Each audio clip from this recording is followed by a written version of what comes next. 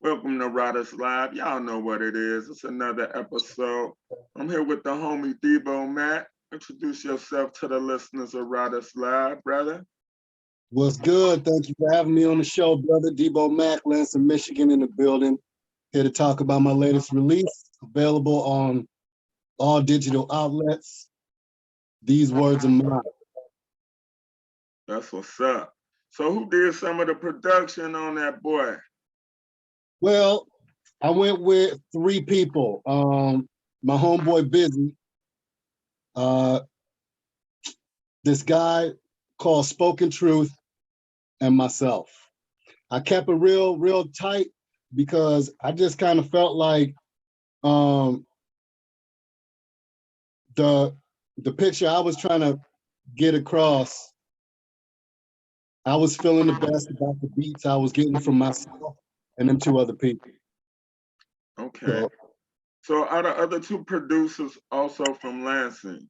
Or are they from somewhere? My homeboy Busy, matter of fact, he stayed about 4 blocks away from me. You know, we go way back to junior high school. Okay. And then we go by Jason Starks on Twitter. You can find him on Twitter at Jason Starks. And then Spoken Truth, he also a account that I found on Twitter. And we linked up, I want to say about, probably a year and a half ago, man. And, you know, he just keep throwing stuff my way, little by little. And, you know, you're not always going to jump on every beat. That's the thing a lot of beat makers got to understand. You might send beats to somebody, but just because they don't jump on them immediately, don't mean that they ain't gonna come back to them, or don't mean somebody else don't want them. It's just at that time in that moment, for whatever reason, their brain wasn't clicking with them. And he understood that. So, you know, every week he sent me a couple more here and there. And after a while, he started figuring out what would trigger my brain. So then it became easier, you know what I'm saying? And yeah, so I just wrote it out with the three of us and came up with this 15-track project as a result of, man. That's what's up. For the listeners who don't know, how many tracks on there? 14. That's good. This one a little longer than the other one. Yeah, you know, I was gonna dice it up like that again, but I said, you know what? I'm having issues trying to figure out the ones that I want to put in there. So the only way to get past that was just to add a couple more on, you know. So I just went on and dumped the 14, and I live with it. Yeah, it's a good project. It's dope. I appreciate that. So what's popping with you? What's popping with you? Man, right now, because of COVID and its effects, you know, I really haven't felt comfortable trying to get back out there, like on stage, because it's just so much uncertainty and I still got to work. You know what I'm saying? Like this rap shit is this rap shit. And when the money's there, yeah, I'm thankful for it. I definitely put in the work. But this rap shit is not my career. I have a career. This is a hobby that I'm deeply in love with. So that being said, I gotta protect myself, and I can't just be putting myself out there because I'm not fucking my money up. So that's right. I'm for the most part, you know, trying to do radio interviews, podcasts, you know, promo, everything but on stage right now. Which, you know, kind of sucks. I love being on stage. But man, I'm salty too. You already know how I get down. Yeah. I hate that I can't move around like I want to, but at the same time, it's other doors open and it's like red pill, blue pill, you know? Yep. So, you know, you just gotta you know, water gonna flow regardless. So, you know, as Bruce Lee would say, I'm just trying to be like water. Exactly. You know, myself, it don't matter what's going on, what kind of blockages is out there. I'm gonna find a way to navigate. I'm gonna find a way to flow through it, you know. Exactly. And it just takes some time, it takes thought. And that's one thing that a lot of people got this COVID shit. It made your ass sit down and think about some shit. And it also make people sit down and listen to your shit. Yeah, yeah. Because some of the places that you usually go to for leisure and fun are limited. Yep. So it's kind of like a blessing in disguise, and it's a lot of bullshit too. So Yeah, yeah. It's a blessing in a curse, you know. yeah, yeah, Yeah. Yeah, so you know, in a nutshell, that's kind of what I've been up to, and you know, checking on the family, and you know, close friends and whatnot, making sure everybody doing okay. If I don't see you on Twitter or Instagram, you know, I'm gonna reach out, see what's good with you. I'm not one of these guys that just link up with people to use them for shit. Sometimes I just, I'm pretty genuine. You know what I'm saying? So if I'm fucking with you, I'm fucking with you. Set that's aside. true. That's Uh, true. That's true. but yeah, man, it's just it's crazy right now. Like you really got to do that more often, checking on people because you know, 10, 12 days from now, they ain't no telling. You know, Right. it's crazy right Right. now. But yeah, Right. man, this album of mine, you know, I'm real comfortable with it. Um, the outcome of it, the body of work. I had a chance, you know, when you're doing the music, if you got to be as involved with it as I am, you get burned out with it for a minute because you hearing it all day, every day until it's done. And then when it's out there, you just want to step away from a minute on some postpartum shit or whatever they call that. Yes. But then when you come back to it and you try to take it in, um, I'm at that stage right now. And I feel good about what I did, as stressful as it was, piece everything together. Um, you know, because the indies, a lot of indies are doing these projects, but they doing the work of 4 and 5 people, you know, themselves. So that could take its toll on you. But yeah, I really like what I put together, and I went at a lot of different angles, but collectively, I like the flow through. I really like the flow through on the album, start to finish.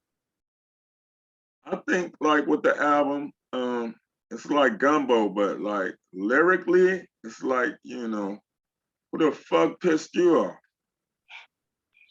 Yeah, I like that term gumbo because with gumbo, you can take several ingredients out and they're good individually.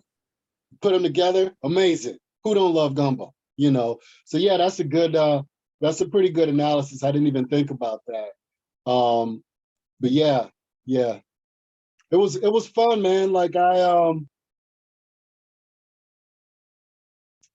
you really want to approach each album different. Otherwise, you might as well just make one and not make another. It's just like But it's just like wearing a different outfit. It's not like yeah, wearing the same uniform. It's like, man, I'm gonna put on my cufflinks and shit today. exactly. Okay, Yeah, today I'm gonna wear Adidas, you know. exactly. So yeah, I don't know. You know, so my biggest thing is a lot of the music I make, I listen to the beat and I'll paint the picture based on what the beat is telling me. And then sometimes I'll write a story. There's a couple tracks on that album where I just felt like storytelling, doing short stories, talking about some things, and I found a good beat to put it on. So you know, and every person that actually writes their own shit does the same thing.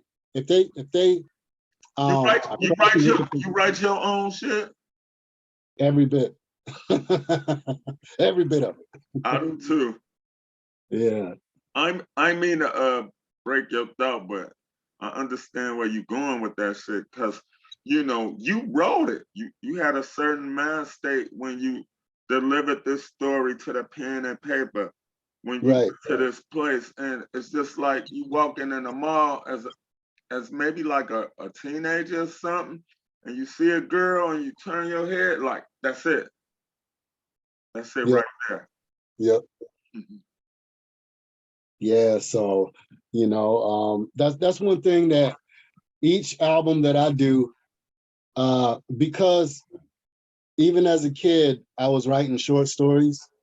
Um, I was fortunate enough to figure out a way to do that in just a couple verses, and it's still fun to me. So each album, I try to do little bits and pieces of that. Along with the regular shit, the boom bap, the grit, all of that other shit. But that to me, during the production of a project, I think is the most pleasing, is those little short stories. Because it's always little snippets in there that, people don't catch. Like I still got a lot of people, smoking weed and all of that, my homeboys, to each his own. And it's funny to me because the album been in drop for a month, and then I get a text message from somebody like, so you really said this or that, you know what I mean? Like it's just now registering, and then you think about it, it's like, yep, they finally picking up on it. But you know, Nas probably go through the same thing. You know that track he did on what was it?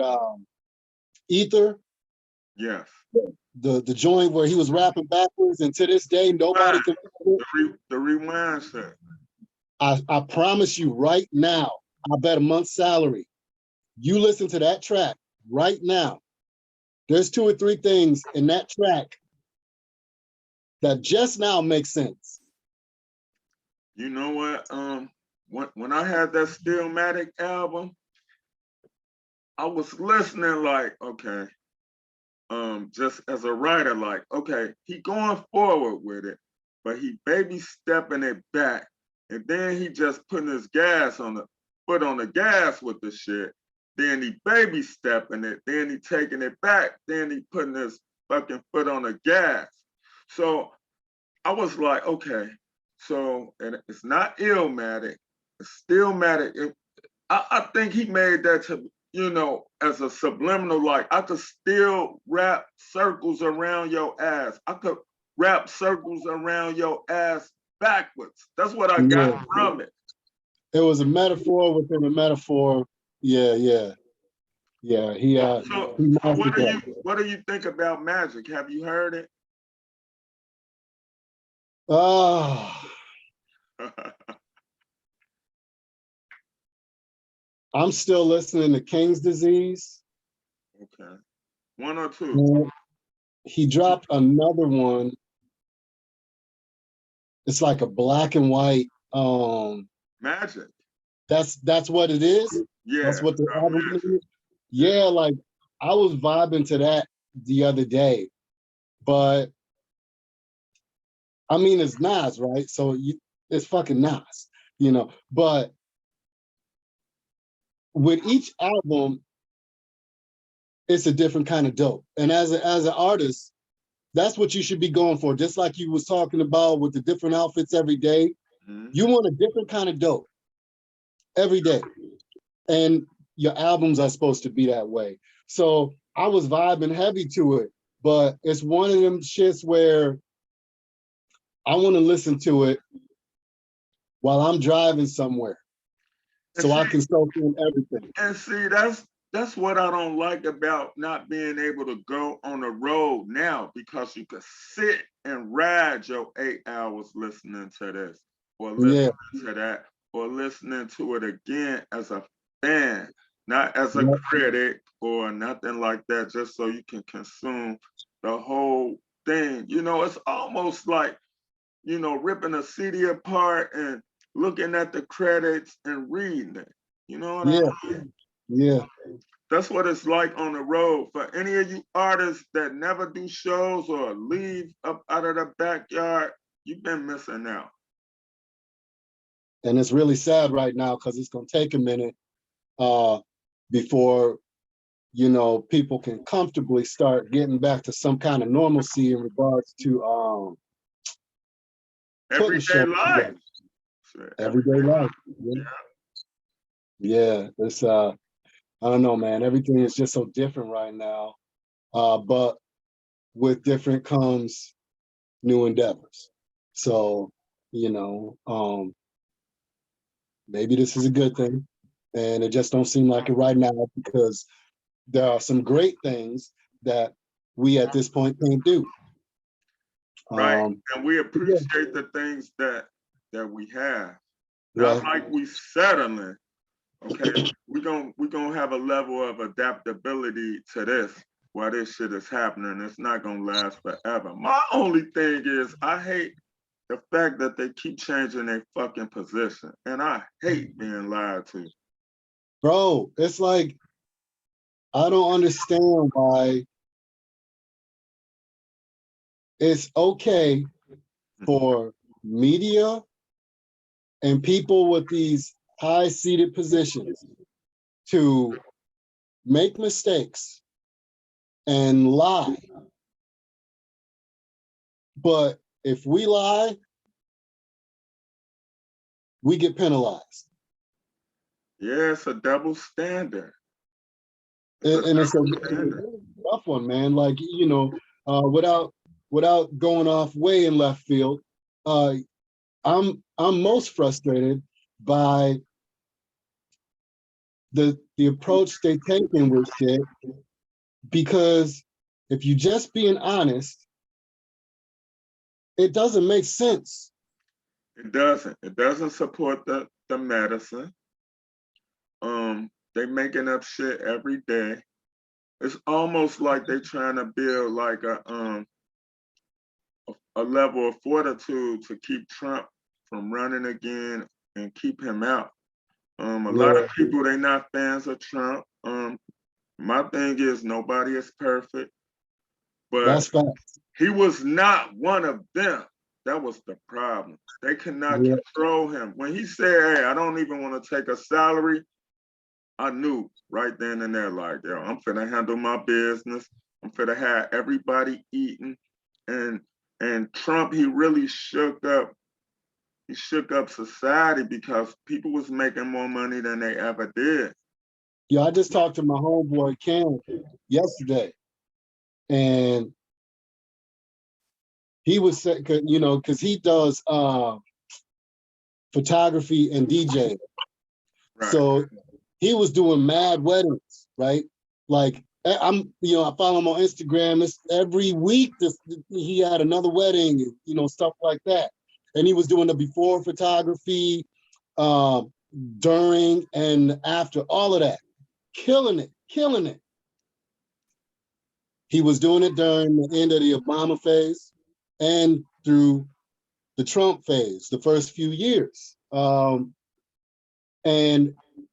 he was saying that with Obama, he had to pay more in taxes. Same business, nothing changed now. Right. So look, here's the thing. A lot of people, they really had problems with Trump from a personal aspect, but they was not looking at the business aspect until January 1st or whatever, when it, you know, whenever Yeah. Biden took over, and it was like almost $400 or $500 missing out your fucking check. Yeah. And I'm gonna tell you what it is with Trump. Trump trumped himself. Exactly. I'm in agreement with that. He did a lot for black people. He did a lot for everybody, but he that people just don't cannot. understand. He And this cannot. is coming from a guy who was not a supporter. I didn't vote for him. I didn't vote for Hillary either. Me neither. You know, but when you look at what's on paper, he actually did do shit for black people. Now the With the problem, it was HBCU. Like you went to Michigan State, I went to Jackson State. Obama didn't give no money to nobody. I like Obama. Hey, y'all out there listening, don't jump on me. We just looking at this shit clear, black and white, far as paper was documented. Yep. And back to you saying that Trump trumped himself, like that shit that happened at the Capitol, that's what fucked him. Yeah. Yeah, because it was a close race until that, you know. Yeah. But I think if he had lost, take away January 6th, if he still had lost regardless, it would have been the narcissism. Yeah. I never came across a man who wanted praise for everything. Yeah. Everything. He was the first to ever do this, the best to ever do that. I mean, goddamn. You know? But look, at the same time, you know what you're dealing with. So I was like, okay, he did all of this to appease his base. But when all of that shit is all said and done, it really ain't nothing to it. Right. But we paying attention to what's going on. So my thing is, you know, they had their foot on their neck. They was, hey, we crucifying him. We gonna do this. He's not locked up yet. He's not gonna get locked up. And we paying for all of that. And exactly, it's just like you having a get together in high school, but you invited the whole crib to your mama house, and you gotta clean that shit up in 15 minutes. Yeah, yeah. It can't be done. That's what I hate right now, man. They ain't gonna do shit, and they knew before. This shit is a witch hunt, okay? And again, exactly. I don't fuck with Trump, okay? I want that to be clear, but this shit is a witch hunt. And the thing that got me pissed off, we paying for this shit. Yeah. This coming out of tax money. These motherfuckers need to be trying to fix this bullshit ass motherfucking country, and they going after him. Exactly. You know? So look, you know, prime example, some of the policies that he implemented are still in place without the fucking tax cuts. So they double killing us. You're talking about this COVID and all that, that's fine. Y'all do whatever y'all gotta do or whatever the case may be. But fix the shit that can be fixed, like these fucking prices. Yeah. Gas prices, food prices. Don't ignore that shit. It exists. But and they're not gonna do nothing about it, man. And that's what's bugging me. You know, everybody gouging across the board right now. Yeah. Okay. And they playing on this COVID shit. Yeah. But I don't see it drop. I don't see the prices coming down. I don't either. I feel like we slowly move into a communistic society and we giving up a little bit of our rights every day. You know, just like they said, oh, we're gonna ban him from Twitter. Okay. That's petty shit to me. But by you trying to make an example out of him, the biggest scheme looking at the chessboard is we will be able to fuck everybody once we fuck him. Yep, because he the template, you know. Exactly, he the example. Yeah, yeah, man. It's I don't know. This shit, it's been out of hand for a minute, you know, and I think methodically, it's always going to be about money. The bad part is people think that they can vote their way out of more or less taxes, and it's not going to happen. People think if I vote Democrat, they're going to go after the rich and make them pay more. And you notice how it never happens? Exactly. It literally never happens. So I think that George Washington and them got ran from wherever the fuck they was at because they was fucked up. I think they was like, hey, y'all better get y'all whole ass up out of here. You understand? So this is my opinion with the voting. They give the people the illusion that they are making a change. But yeah, that's all they gotta do. Nothing that deals with our everyday life is fixed or done to help the people benefit. You know, And you know, they just put shit out there. So, you know, okay, let's put this battery in their bag. And oh, all these people riding with us. Like prime example, like the Juneteenth shit. I'm totally against that shit. Bro, like I'm this is why I'm upset about it. Okay. It happened right after George Floyd. Soon as they Last saw all the power of the people, okay, let's pacify their ass.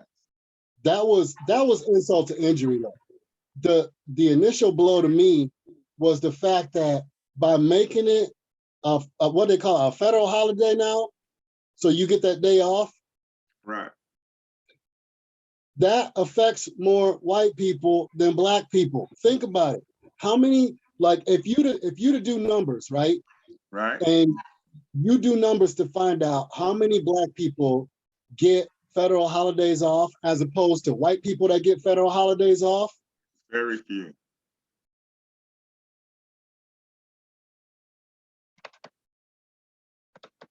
That new holiday benefits white people. Yeah. Niggas ain't getting that damn day off. And niggas don't work. I'm sorry, I don't mean to be a mind reader and shit, but how many Yeah, so motherfuckers like, working? I don't even. yeah, If you get out there and sell waters every day, you work. You understand? yep. But people, they don't want to do that shit. Yeah, and it was like to me, I felt like when we start putting pressure on their neck in regards to what we want, Yeah. they figure out a way to give us what they want to give us, but make it look like it's killing them to give it up. Exactly. I hate that shit. You And got we never, you got we never, $2,000 in your fucking pocket, but you don't want to give me $10. yeah, Just yeah, like with the 40 acres and a mule. We gonna forfeit that shit. When you die, you'll get that shit. When you go to heaven. yeah. It's like, and metaphorically speaking, what they do is, they got a pocket full of cash, right? They got a pocket full of stones. Yeah, and you got a gun to their head, right? So the gun to their head, metaphorically speaking, is these riots that was happening nationwide. And they wasn't riots, they was protests. Okay, let's be honest about that. But Yeah. these protests are, metaphorically speaking, a gun to their head because you want the money in their pocket. The money represents something you asking of them or demanding at this point. So then they say, oh my God, you got all this pressure in my face. Here, we'll give you this coupon to Golden Corral. And niggas end up taking it. So now you had a gun to their head, okay? And they gave you a coupon to Golden Corral. They still got all their money in their fucking pocket. But they made you think that you got everything they had in their pocket. And you don't even go to Golden Corral. You know what I'm saying? Like, that's basically what they do. The ultimate send-off. Like I feel like all this shit is a Ponzi scheme. Like I had COVID 2 times, right? Hey, nothing against nobody who vaccinated. I don't have a problem with that. But I had COVID 2 times, and it seemed like the flu times 10. That's it. Yeah. So moving forward, I was wearing my mask before, but I just happened to be around some people that um that was all grouped together. I guess it was bad hygiene in some of the places where they went, and they wasn't washing their hands, and they made everybody else fucking sick and shit. Yep. My thing, like in Chicago, the mayor's trying to make it, hey, if you don't have if you're not vaccinated, you can't eat here, eat there. My thing is, that shit to me is like the equivalent to having a fucking lunch card. I play chess. I'm looking at the whole fucking board. Some of these businesses that lost so much fucking money, they not fit to honor that shit. And me, myself, I don't have to eat in an establishment. I will patronize the establishment because there are rules set in place, and I know it's not them. Yo, Right. let me get my motherfucking salmon from Bonefish with the asparagus and the fucking red russet potatoes, and I'll take that shit to go at the crib. Yeah. So what are Yeah. you really doing? What are you doing? We're trying to control people. Yep. Yeah, it's sad, man. It's sad. But I don't know. Like at this point, it's so out of control that number one, I don't I feel like the people higher up right now are only gonna make it worse. They need to be fired. They making the shit worse. They supposed to be handling the business of the American people, and this shit is personal. I think all these motherfuckers need to be fired. Yeah. Yeah, I used to say all the time, man, it's like with these politicians, they act like a bunch of kids. Petty, And petty kids. What do your parents tell you? Work it out. yep. Yeah, and we pay for all of that. You know what I mean? They civil servants, which means we pay for them to act the way they acted, whatever it is they're doing. Um, I don't understand why. It's a lot of things I don't understand when it comes down to politics, man. Um, but I just don't understand why, they put these bills together and the primary goal of this bill might be infrastructure or, something like that, right? Well, within that bill, there's 100 other things that money's going towards. Right. So what they If it's do not, is they lobby to get they cut the steel from off the top automatically. yeah. But I just feel like personally, if it's an infrastructure bill, every time this shit happens, it don't matter if it's Democrats voting it down or Republicans voting it down. It's because there's something in there that they either call pork barrel spending or something like that, right? If the shit ain't related to infrastructure, get it the fuck out the bill. Plain and simple. Exactly. But see, the whole thing is that's too much like fucking right. Yeah. The, the main thing is with the bill, the Republicans and the Democrats are fucking the people because they bartering for something. You understand? And Yeah. like you said, it ain't for infrastructure. It's for whatever they could get up out of the shit. It can't be traced or nothing. Yep. Yeah. Yeah, man. It's crazy times, crazy times. And that's just within the country. Yeah. So let me ask you this. So at any point when you ever decide to stop making music, don't say you're not gonna do it, because I'm not finished. At whatever point you decide to say you're not making music, what would be good enough for your legacy as Debo Mac? What would you say is good enough?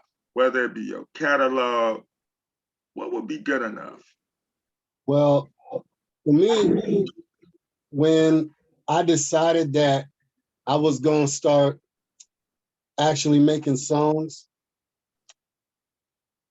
I sat down and asked myself that question in the beginning.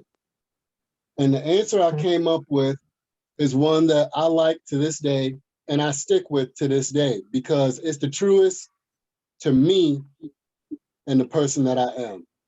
But my goal was whenever I'm done to be able to look back and be happy, be proud of 80% of what I put together. And the reason I said 80%, even Tupac, one of the greatest music minds to do it to date, I agree. had songs I that he agree with wasn't that. happy with. That So I don't mean to cut you off. Like with the Tupacalypse Now shit, I think he was forced to do some of that shit because it's different. or the Strictly With My Nigga. Some of them songs he was forced to do, you can tell. Yeah, yeah. So I just want to, and that's the good thing about, one of the good things about being an indie artist. I control me, top to bottom. Nobody who uh,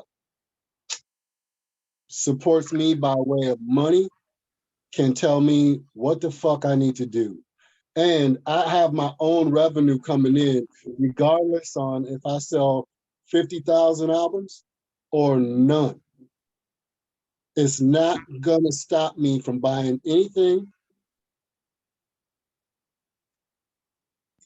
so being in complete control puts you in the driver's seat to have that kind of goal when you're done that I have.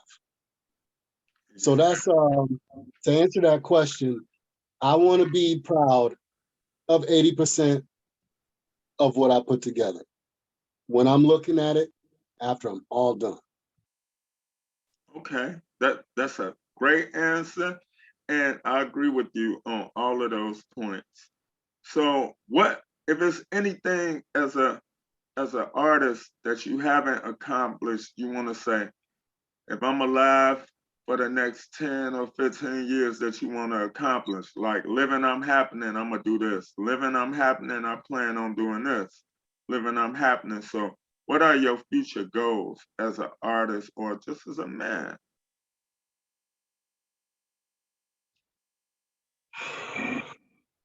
Well, as a man, I got a ridiculous amount of goals.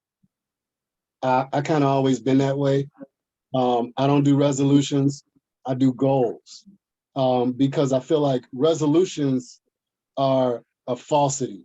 Um, they only come about once a year and they phase out within the first quarter of every year. 75% of the people who do resolutions do them New Year's Eve for the new year, and by March, they done forgot all about it. So I set goals for myself.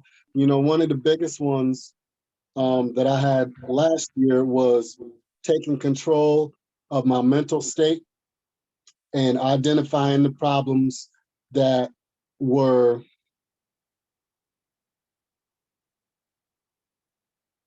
hitting me the hardest. Right. Okay. Hindrances. Yeah. And so you really got to sit down and evaluate shit. Like you got to be honest with yourself. And things are going to be hard. Some of these things that you need to change once you, I call it a 5 why. But anybody who does mechanics of any kind, it's a method of identifying the actual root cause. And it's something that you can use in your everyday life. And it's very, very helpful. But, when you got a problem, you ask yourself why you have that problem. And within the 5 whys, you've identified the root cause. Okay. So I had some change ups I had to do, and they were big, but I did the shit. And now I feel a million times better. My stress level is next to none. As a result of my health and fitness is through the fucking roof again. So it takes strength, and the word you used earlier, fortitude. It takes mental fortitude, because when you set a goal, you have to respect yourself enough to carry through to reach that goal, and that's hard. A lot of people set goals that are too big, and in all honesty, I feel like, say you want to lose 100 pounds. That's a huge goal. Right. Okay, dial that shit down. Can you lose 5 pounds a month? That's doable. That's doable. Now you put a game plan together for that. People, they get overwhelmed, and a lot of times it's their own doing. And so, I try to chip away at it, and I make small goals. And once I've executed those small goals, because I'm a little OCD, that's not good enough. So now I got to set other small goals. So, that's what I'm chipping away at now. uh, and it's working. So I feel like mentally I'm balanced again. I feel a lot better. I feel a lot better about myself. Um, and in regards to music, it's a matter of promotion. My goals are, one week, 2 weeks, it might be, I'm gonna hit it hard on Pandora. I'm gonna get my Pandora streams up. The next couple weeks go by, I might get back to Bandcamp because that's still an artist site that people sleep on. Right, because you respect other artists on that. Facts. And then by you being able to get them the power to set the price. Come on, man. So Set the win-win. price. I just got my homeboy Mad Dog. First and foremost, shout out to my homeboy Mad Dog, Lansing, Michigan. We in the building. Check him out, Mad Dog McGraw. He's just as dope as I am. We've been doing this since way the fuck back. The song that I came out with before my album dropped by the name of OK Corral, that was his idea. We went on my beat and just fucking murdered that shit. Mad Dog McGraw, we in here. But anyway, I just got him on Bandcamp. And so now he kind of see what I'm talking about with that. And on Friday, they don't charge you a fee for album sales.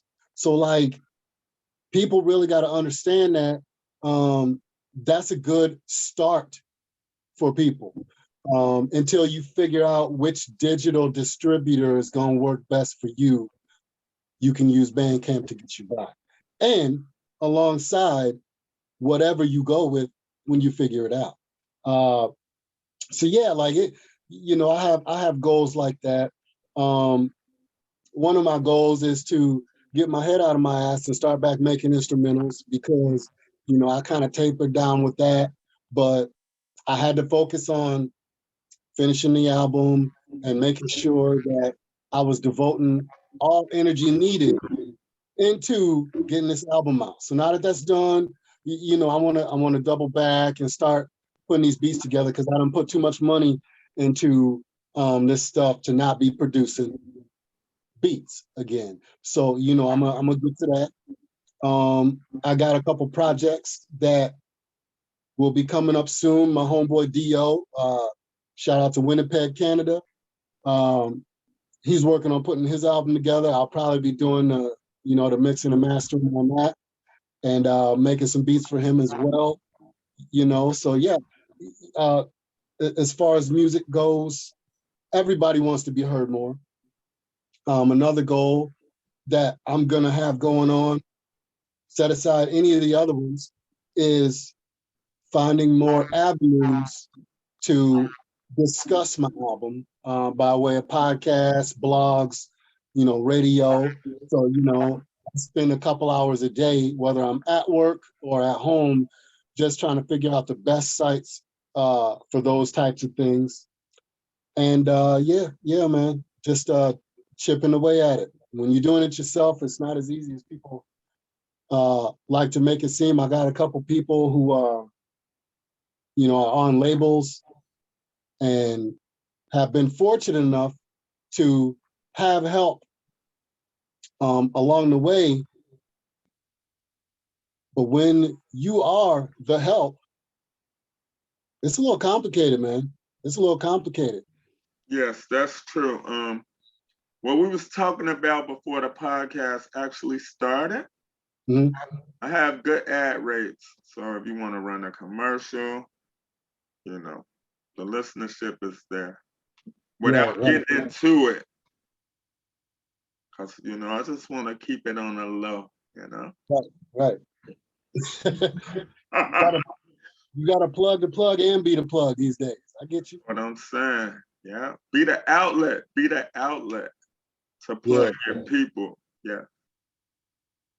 So, is there anything you want to leave with the listeners of Riders Live? You always welcome to come back. The album, I like the album. I just want to ask you, what's your favorite 3 tracks off the album and why? Oh.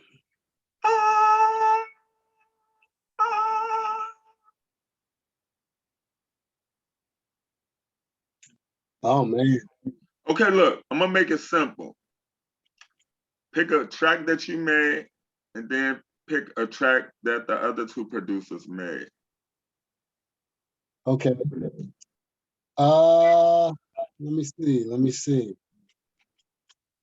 You're one of the most humble guys I know, so that's the best way for you to answer that question. Yeah, because right now, man, I'm my worst critic, you know. Uh, so yeah, let me look through this catalog of mine, see what we talking about. I got it pulled up. Okay. All right. So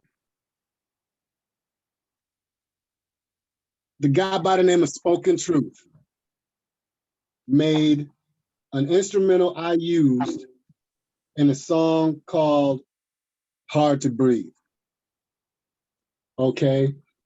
And I personally like that one because earlier I spoke on mental wellness a little bit. And there were portions of time where I was not well, like mentally, like I thought I was, but I really wasn't.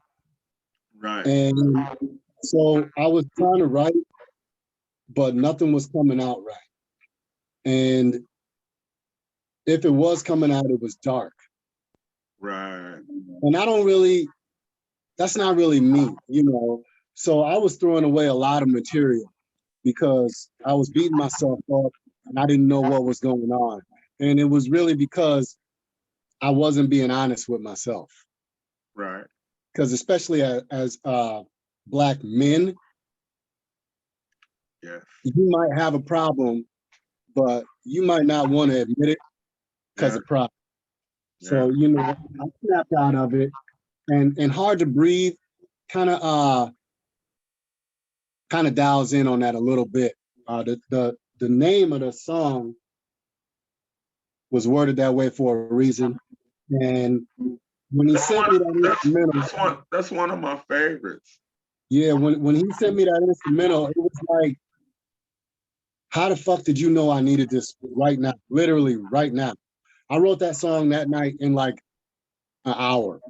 You know, I had nothing. I heard it and I didn't even say nothing to him. You know, I just scribbled it out and it was done. But that's one of my favorites. My Tracks like homeboy, tracks like that. The beat say, "Hey, let's work this out right now." yep. And you know, like I said earlier, sometimes I let the beat do the talking for me before I write anything, you know.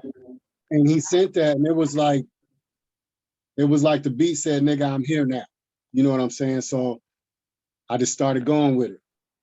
Now my homeboy Busy or Jason Starks, he made the beat for On the Dot. And I like it because it don't sound like nothing else on the album at all. The vibe is a little bit different, intense, a little bit cinematic, but laid out in a manner to where I can kind of do what I want. So that's one of my favorites that he made. And then I made probably 60% of the beats on here.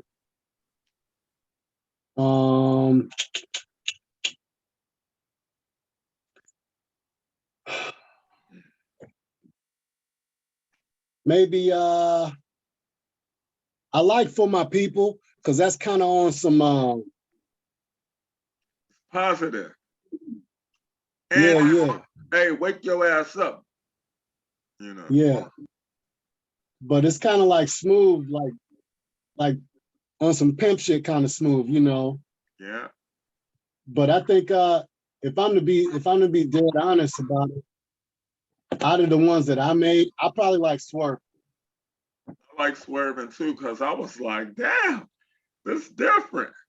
You know? Yeah. Like I really when I made the instrumental, the way I tweaked the samples, I just really like how it came out, you know.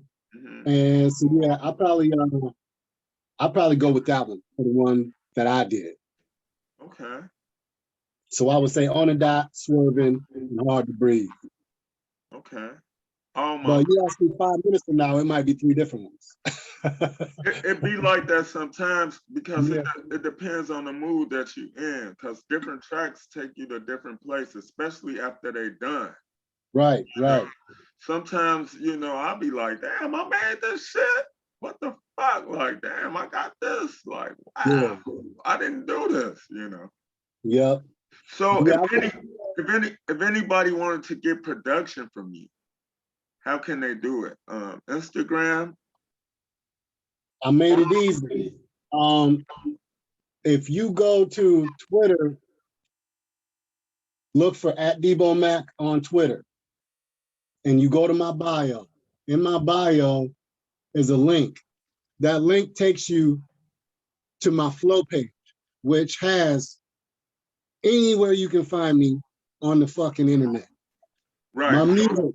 So that's similar to a Linktree or a smart URL. Okay. Facts.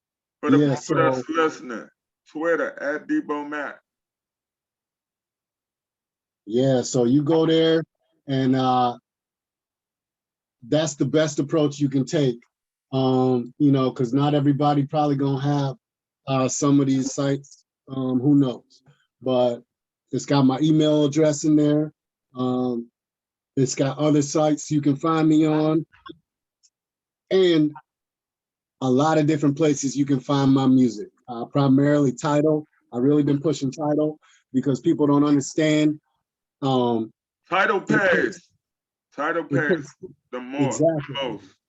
It takes less streams to make more money on Tidal. People don't understand that. They get drawn in with Spotify because it's cute, it's fancy, aesthetically speaking, they're top notch, but they don't pay shit. They don't pay shit. Pay yourself. Pay your mother self. Yep. Yeah, so that's the best way to get a hold of me, man. So when things get back clicking, where are some of the places you are looking forward to perform overseas according to your streams? Now, see, since everything is wide open, it's funny how shit is fucked up now. Do you understand? All of this shit, it's just like you didn't crack the matrix with this shit. Now everything is shut down. It's like it's some evil entity behind this shit that I just want to kick in the balls.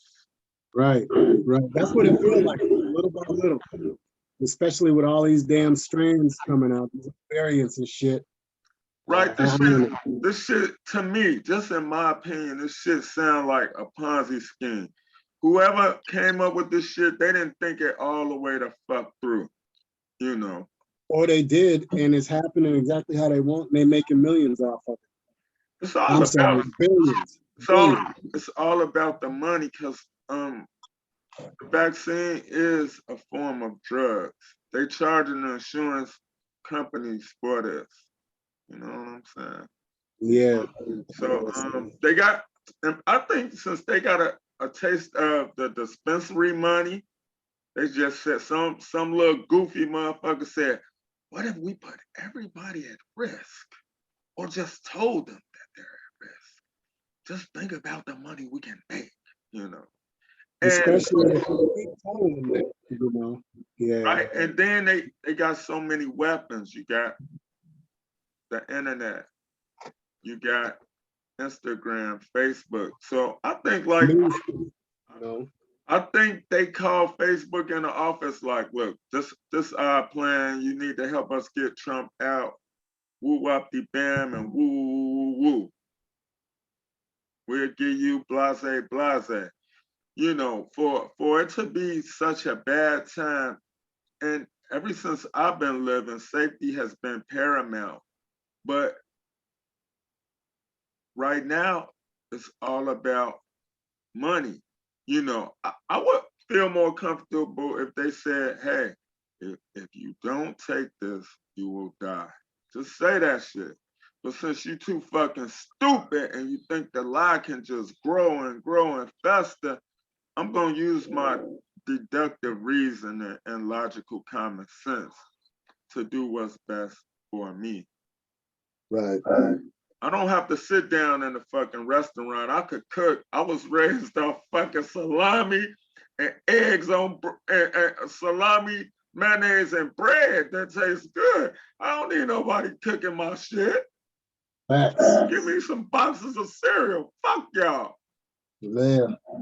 I'm sorry. I'm sorry, listeners, but shit, I'm just keeping it a buck. Yeah, man. I don't have to be seen. It's just a form of division that I don't like. Especially when you hindering me to multiply my dollars. Do I got a job? Yes, I got a fucking job. But shit, I love my fucking lucrative hustle. Yep. Yep. But yeah, as far as places to perform post-pandemic, I would probably say a few more spots out east, and maybe Arizona.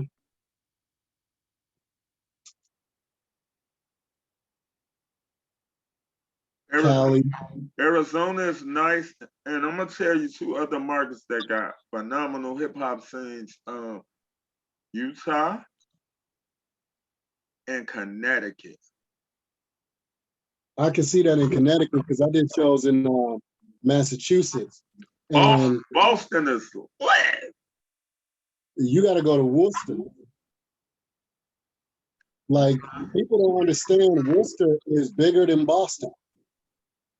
Population wise, they got more people. And it's cold too.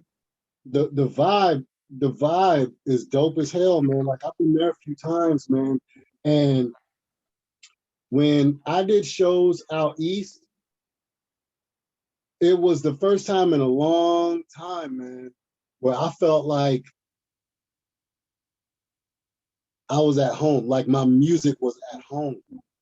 You know what I mean? Like, yeah, they get it. They all about the substance. yes. It was like, it was crazy because shit was happening that I didn't expect.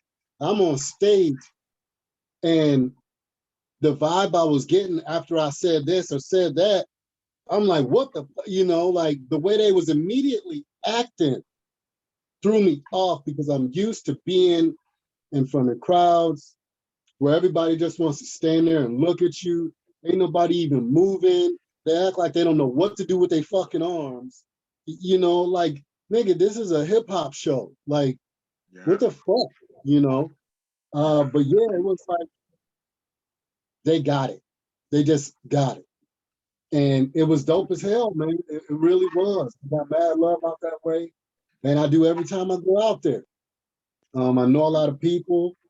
And yeah, so me personally, I like being the unknown.